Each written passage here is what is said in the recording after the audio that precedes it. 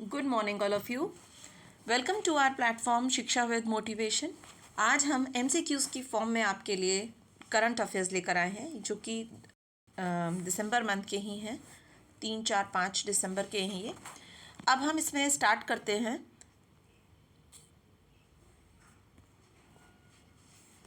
First है हमारा question, हाल ही में भारतीय नौसेना दिवस कब मनाया गया?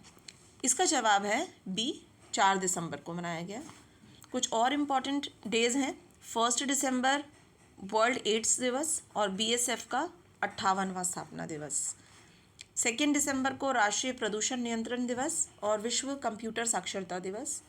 गुलामी के उन्मूलन के लिए अंतर्राष्ट्रीय दिवस। 3 दिसंबर विकलांग व्यक्तियों का अंतर्राष्ट्रीय दिवस।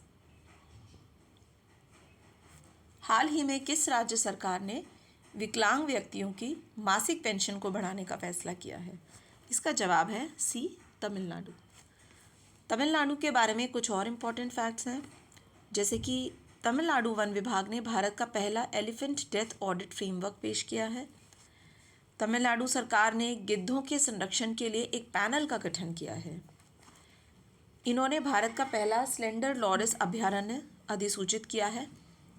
पेगाट्रॉन ने चेन्नई में आईफोन के निर्माण कार्य को शुरू किया है। हाल ही में किस बैंक ने वैश्विक बैंकिंग शिखर सम्मेलन में भारत खंड के लिए bankers bank of the year पुरस्कार 2022 जीता है? इसका आंसर है बी, कैनरा बैंक। हाल ही में राष्ट्रीय जैव विविधता आयोग का अध्यक्ष किसे नियुक्त किया गया है? तो इसका जवाब है सी, अचलेंद्र रेड्डी को।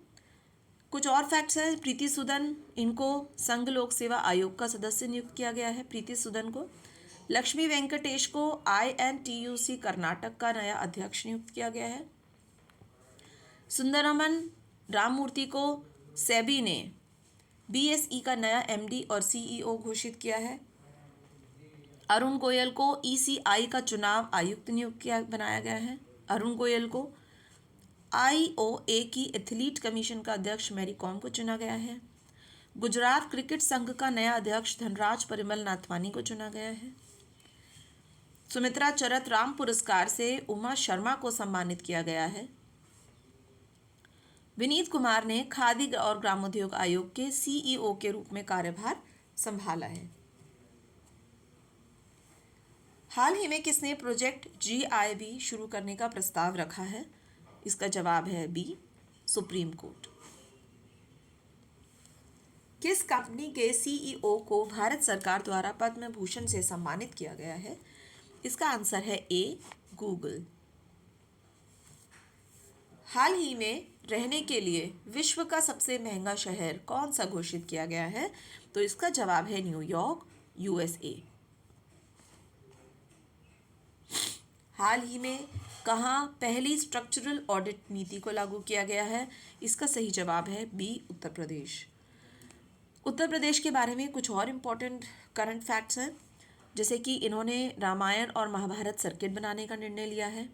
2023 खेलो इंडिया यूनिवर्सिटी गेम्स की मेज़बानी कौन करेगा? उत्तर प्रदेश करेगा। उत्तर प्रदेश सरकार मथुरा वृंदावन को 2041 तक कार्बन न्यूट्रल टूरिस्ट डेस्टिनेशन बनाने की घोषणा की है। उत्तर प्रदेश के पहले डेटा सेंटर का उद्घाटन कहाँ किया गया है? ग्रेटर नोएडा में किया गया है। उत्तर प्रदेश में स्थित रानीपुर को देश का 53वां टाइगर रिजर्व बनाया गया है। और केंद्र सरकार ने उत्तर प्रदेश में तराई हाथी रिजर्व को मंजूरी दे दी है। उत्तर प्रदेश सरकार ने पहली बार महिला PAC बटालियन के गठन की घोषणा की है, ये भी बहुत इंपॉर्टेंट है। उत्तर प्रदेश सरकार ने सोलर रूफटॉप प्रोजेक्ट शुरू करने का निर्णय लिया है।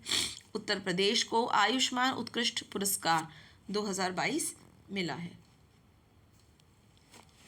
हाल ही में एकीकृत संचार और आउटरीच कार्यक्रम कहाँ आयोजित किया गया है? इसका सही जवाब है ए, इम्फाल। इम्फाल किसकी कैपिटल है? मणिपुर।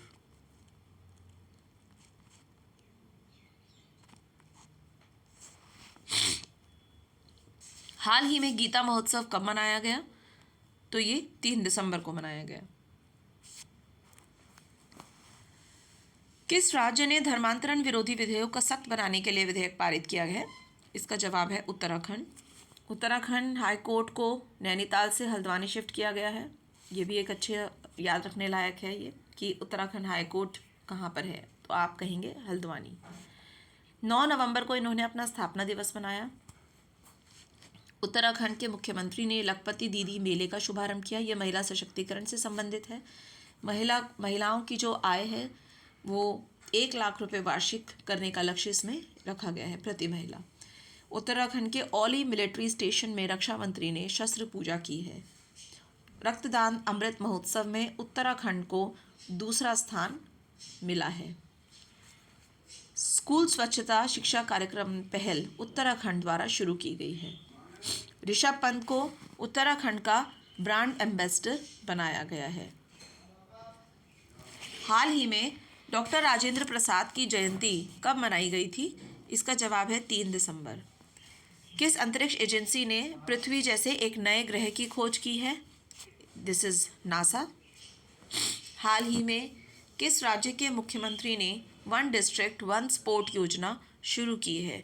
इसका जवाब है सी, उत्तर प्रदेश। हाल ही में 65वीं राष्ट्रीय निशानेबाजी चैंपियनशिप सरबजोत सिंह ने कौन सा पदक जीता है? इन्होंने गोल्ड मेडल जीता है, स्वर्ण पदक।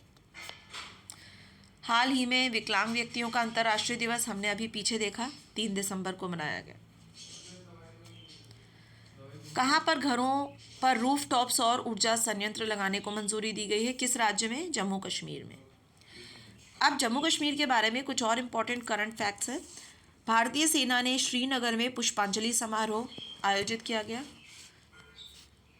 चिनाब वाइट वाटर राफ्टिंग महोत्सव जम्मू कश्मीर में हुआ। गृह मंत्री अमित शाह ने जम्मू कश्मीर में रहने वाले जो पहाड़ी लोग हैं उनको एसटी का दर्जा देने की घोषणा, पहाड़ियों को एसटी का दर्जा देने की घोषणा की है। जम्मू कश्मीर में श्रीनगर में लगभग 3 दशक के बाद पहला मल्टीप्लेक्स खुला है। हाल ही में हिंसा के जोखिम वाले देशों की सूची में कौन शीर्ष पर रहा? इसका जवाब है पाकिस्तान। हिंसा के जोखिम वाले सबसे जो देशों की लिस्ट है उसमें पाकिस्तान टॉप पर रहा। 4 साल के बाद FATF ने इसे ग्रे लिस्ट में से हटा दिया है। बाबर आजम को सितारा इम्तियाज सम्मान से सम्मानित किया गया है। ये क्रिकेटर हैं पाकिस्तान के। पाकिस्तानी सेना के लेफ्टिनेंट जनरल आसिफ गफूर को क्वेटा में 12वीं कोर कमांडर के तौर पर नियुक्त किया गया है। पाकिस्तान की पहली महिला हिंदू उप पुलिस अधीक्षक कौन बनी है? मनीषा रोपेटा बनी है। भारत और पाकिस्तान के बीच बैक चैनल वार्ता का नेतृत्व करने वाले सतिंदर लामा, इनका निधन हो गया है 81 वर्ष की उम्र में। ये बहुत इम्पोर्टेंट है। हाल ही में ICAI का नया अध्यक्ष किसे चुना गया है? तो इसका जवाब है विजेंद्र शर्मा को ICAI का अध्यक्ष चुना गया है। इसमें ये कुछ फैक्ट्स हैं, हम इन्हें पहले पढ़ चुके हैं, आप इन्हें एक बार और देख लेंगे। हाल ही में नागरिक उड्डयन मंत्री ने पुणे से किस देश के लिए सीधी उड़ान शुरू की है? तो पुणे से सिंगापुर के लिए उड़ान शुरू की गई है। किस राज्य सरकार ने उच्च शिक्षा परिषद में कॉरपोरेट्स को नामांकित किया है? ये नामांकित है, नॉमिनेट किया है। तो इसका जवाब है कर्नाटक। कर्नाटक के बारे में कुछ और इम्पोर्टेंट फैक्ट्स हैं। यहाँ कर्नाटक में 3 ट्रांसजेंडर सरकारी स्कूल शिक्षक के रूप में चुने गए हैं। 3 ट्रांसजेंडर। देश में सबसे अधिक स्थापित ग्रिड इंटरैक्टिव अक्षय ऊर्जा क्षमता किसमें है? कर्नाटक राज्य में है। दक्षिण भारत की पहली वंदे भारत एक्सप्रेस को बेंगलुरु में हरी झंडी दिखाई गई है। दक्षिण भारत की पहली। प्रधानमंत्री मोदी ने बेंगलुरु में कैंपेगौड़ा की 108 फीट ऊंची प्रतिमा का अनावरण किया है। कर्नाटक सरकार ने स्कूली छात्रों के लिए प्रतिदिन 10 मिनट का योग अनिवार्य किया है। ये भी बहुत इंपॉर्टेंट है। हाल ही में किस देश ने चंद्रमा अंतरिक्ष यान को चलाने के लिए भाप का सफलतापूर्वक उपयोग किया है? तो ये है बी जापान। जापान के बारे में कुछ और चीज़ें भी हम देखते हैं। सबसे पहले है मालाबार एक्सरसाइज हम जापान में हुई 2022। मालाबार एक्सरसाइज 2022। जापान ने समलैंगिक कपल के लिए एक साझेदारी प्रमाण पत्र योजना शुरू की है। जापान ने निहोंशु के लिए जीआई टैग पाने के लिए आवेदन किया है। निहोंशु के लिए जापान गर्भवती महिलाओं को पुनर्विवाह पर से प्रतिबंध हटाता है। भारत और जापान की नौसेना के बीच जीमैक्स 2022 सैन्य अभ्यास शुरू हुआ है। जापान के सकुराशिमा ज्वालामुखी में लगातार 3 दिन तक विस्फोट हुआ है। जापान पहली बार नाटो शिखर सम्मेलन में भाग लेगा। WEF के travel and tourism development index में जापान शीर्ष पर रहा। हाल ही में संस्कृति मंत्रालय ने कहाँ स्वर धरोहर महोत्सव का आयोजन किया है? तो ये हुआ है नई दिल्ली में स्वर धरोहर महोत्सव। किसने विजय हजारे ट्रॉफी 2022 जीती है? इसका जवाब है सौराष्ट्र। हाल ही में किसके द्वारा लिखित पुस्तक the Chipko movement a people's history ने कमला देवी चट्टोपाध्याय NIF बुक पुरस्कार जीता है? तो इसका जवाब है शेखर पाठक। कुछ और इम्पोर्टेंट बुक्स देखते हैं। नल्लाडा अंटिल वी मेट अगेन नामक पुस्तक गौतम बोरा ने लिखी है।